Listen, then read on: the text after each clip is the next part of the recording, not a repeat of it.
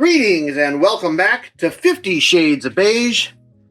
Today we've got a crazy coolers episode. Just so you guys know, I already filmed this once about a month ago. I had everything edited and ready to go, and unfortunately, my SSD failed and I lost the footage. So we're here doing a redo here. So if it looks like stuff's already been opened, that's why. Today we're having a look at the Golden Field Initiate. Now, Golden Field is not as well known in the United States. I think they have more of a presence in Asia and so on, but you will find them from time to time on Newegg and Amazon, and they are growing. This cooler is kind of like a flower style cooler. It is compatible with AM4, AM3, FM2, so on and so forth. Also compatible with Intel all the way from LGA 775 up to LGA 1200, which is great. They brag about their bearing system hydraulic and their max airflow 72 CFM. All right, let's go ahead and get this guy opened up and we'll show you what comes in the box. First and foremost, I left this out on purpose here. I wanted to show this to you. If you buy this used, make sure it comes with this pigtail. You'll need this pigtail in order to hook the cooler in to a 5-volt RGB plug. So this end goes into your motherboard and this end goes into the cooler. And you get a box with hardware. Let's go ahead and get to the main event here and pull the cooler out. Now, I did leave the AMD brackets installed on the cooler because I already had it installed and I already did testing when I filmed the first time. So when you get this cooler, it will not have these brackets installed already, but it's simple enough. A lot of cooler companies use this system where you basically just screw the bracket in to the bottom of the cooler.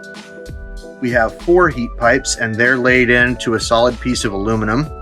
It almost feels like a slug, actually. I was kind of impressed at the weight of this thing. There's a lot of mass in there. There you go. You can get a good look at it. That's all one piece that goes all the way down, which I thought was fantastic. And then we've got some pipes on the outside, which look cool, but as you'll see in just a moment, are to the cooler's detriment. So let's talk about mounting hardware. As I said earlier, this is a standard AM4 bracket, and here's what they give you to mount it. This cooler does not come with a backplate, and it is not compatible with the standard AM4 backplate or any other backplate that I could find. I've tried multiple motherboards. Now, as you can see, normally, the standard way to install a cooler like this would be you'd have these screws here and they would have a hex head on the top of them. And as you see though, there's no hex head, there's no Phillips. Normally this would be a hex head and you just, it'd be like screwing in a nut, right? You get a little wrench and you turn it and it tightens the screw into the back plate. Instead, what Golden Field has done is said, no, we're going to let you tighten the cooler from the back, which would be fine if there was a back plate to go along with it. All you get is these 4 little nuts. And you say, well, that's not too bad. You can tighten that with a Phillips screwdriver. No, you can't, because the bottom of the screw comes up into the seat of the nut there and pushes your screwdriver out of the way. So you can't do that. What I ended up using was this pair of channel locks to tighten it down as hard as I could. And even with the use of channel locks, I was unable to achieve enough mounting pressure for this thing to keep a Ryzen 7 5700X cool, and I had the same problem with the i7 4590. I mean, the 4590 was a little bit cooler, but it still wasn't great. As soon as you put any type of load on the CPU, it just starts overheating. You could do general computing and it would stay around 75, 80 degrees, but as soon as you start gaming or something like that, you're in the 90s, and then beyond that, you're thermal throttling. So needless to say, when I ran the torture test, it lasted all about 3 seconds, and then the CPU thermal throttled, and that was the end of it. So a little bit disappointing, I must say. Now, if you really like this cooler, it wouldn't be that hard. It honestly wouldn't be that hard to develop some sort of a mounting system where, you have a back plate, because really this is just whatever fine thread pitch You could screw anything into this. I think it's just a shame that the cooler doesn't come with it. Now, on to the second issue with this cooler. Because of these pipes, well, not just because of these pipes, but because of these pipes and this cowl here, you cannot run dual channel memory, because this blocks, even if you mount it this way, it still blocks 2 of your DIMM slots. All they needed to do was take the diameter of this down about 1/8 of an inch, and there'd be plenty of room to run dual channel memory on most motherboards. Now, I'm sure there are some motherboards out there where you won't have this problem. Now, this isn't the best example that I could find, but it's what I have out on the bench right now, so I'm going to show you. Do you see how these pipes hang over the DIMM slots when the cooler is centered like that? You're going to have that same problem on just about any motherboard.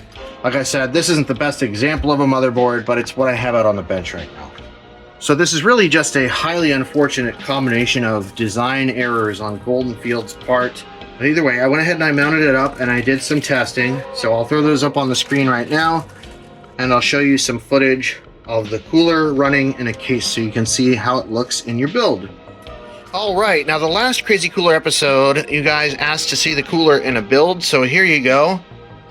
I've just thrown this together in a pre-built case that I repurposed. This build is not actually going out in its current state, so you can ignore the postcode light there. I just kind of wanted to show you what it looks like in a machine. And that really puts the scale on how big the cooler is, too. It's just massive. Still some nice lighting effects, though.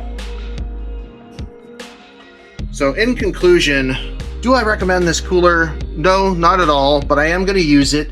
I bought this for my nephew's build. I'm building a rig for him, and he's really into planes, and I don't think he really cares if his memory is in dual channel mode or not. So we're going to go ahead and roll with it. But yeah, I just think it's highly unfortunate considering how kind of cool looking this cooler is and how much potential it's got. It's just got 2 major pitfalls. All right, and before you go, just a reminder, we're giving away this ASRock Steel Legends 6650 XT. Please follow me on Instagram or Twitter for details. Links are in the description. We're going to start the giveaway when we hit 500 subs, and hopefully we'll get there soon. Thanks so much for watching, and we'll see you soon.